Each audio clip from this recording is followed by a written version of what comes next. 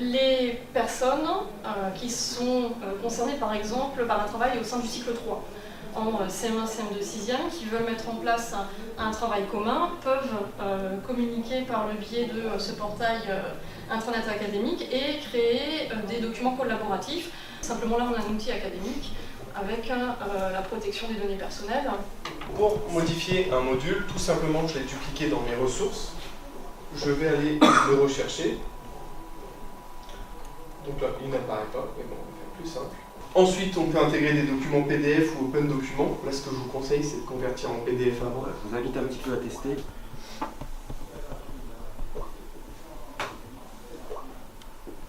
Où est-ce qu'on ralentit?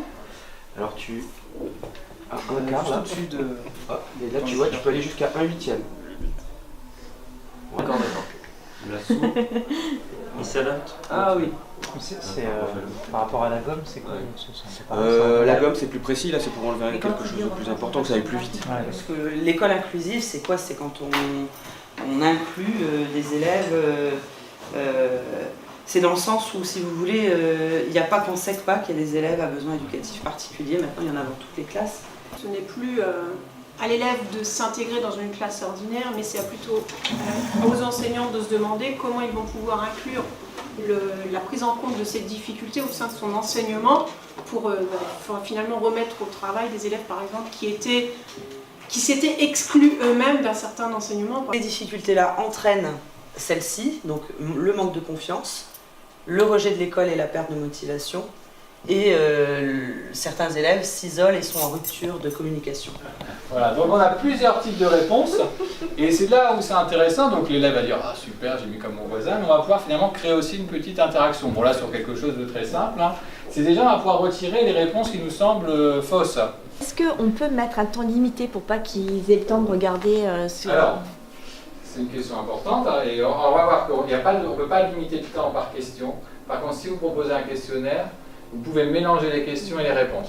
D'accord ? Ce qui fait que, donc c'est pour ça que ça va être important, c'est de savoir comment je propose mon questionnaire en fonction de ce que j'attends. Donc on commence toujours par une mise en situation. Alors ça peut être une question, toute simple. Ça peut être une capsule vidéo. Si vous êtes dans une classe inversée, ça peut être une capsule vidéo de votre cours, ce qui a retenu au niveau de votre cours. Ça peut être une image, ça peut être un lien vers un article. Enfin, c'est ce qu'on appelle la mise en situation.